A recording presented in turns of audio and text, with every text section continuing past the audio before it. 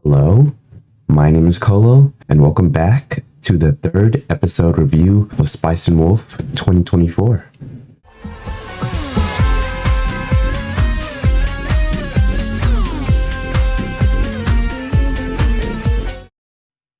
Okay, let's get started. So, we begin the episode with heading to Pozio. I do like this change where you can see the river all throughout the town now. In the original view, I don't even know if there was a river. I think there was, but you didn't see it as much, and you see it a lot more in this episode. I do like that little touch. Oh, and something I noticed, they have been changing up the episode titles. Like, the original title for this episode was Wolf and Business Talent, but this one is Port Town and Sweet Temptation. Now, they both make sense for what happens in this episode. I'm just surprised they changed that. But then Lawrence and Holo talk about Holo's appearance and how it might spark up some, not controversy, but problems if people from Pazloy would see her. But she thinks no one will recognize her, and she thinks they've forgotten about her. And talking about that made me think back to how episode 1 was made, and I rewatched it, and the prologue at the start of the light novel and the manga, it's not in the first episode. I just now noticed that on rewatching it, and I think the prologue is pretty important. Like, that first monologue, I mean, with Holo talking about the villagers and herself, it shows you how she really feels about them. And you kind of don't get that from the first episode of the remake. Comparing to the original, I don't honestly feel the same way I do towards the remake. I feel like the loneliness isn't portrayed as well. I just wanted to talk about that real quick because I did rewatch episode 1 and I noticed that. But let's get back to the episode. So we get into Patio. This is where the temptation in the episode title comes from, with the apples and Holo wanting them. And I wanted to talk about this little part. I really like the shading. It kind of reminds me of the original's art style because of how the shadows are done here. But that's just a little thing. And this is what I meant by you can see the river all throughout the town. I do like that. It makes the town feel more lively. I do like seeing the river.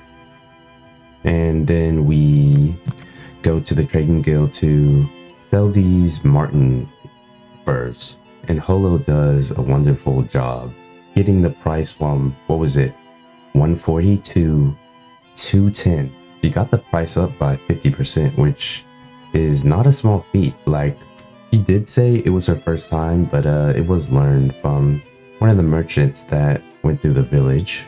Then we really get into the silver scheme with all the coins and the depreciation of them and how they're going down. And I guess now Zaren's really making his move, even though he's not the biggest player in this. Then we follow the original anime's footsteps with teaching Holo the many different types of coins. And in the light novel, I believe this takes place after the next scene with Wise. So then Lawrence talks more about the coins and how much they might, and how he might be able to make a profit off them, but not if they're going down. If the newer coins are going down. But then we meet Wise for the first time. He's a currency dealer, and he checks coins and stuff. He trades coins, which that's basically his job. And you can tell very easily that he's very attracted to Holo. And after that, there's this little scene about Holo being jealous. Well, actually, about Lawrence being jealous. And Lawrence brings up how her ear moved when she went to check the purity of the coins. And then now that they know that the silver is decreasing, Lawrence tries to think about how he could profit from this, but then he gets an idea to go to the rowing trading guild, and that's where the episode ends.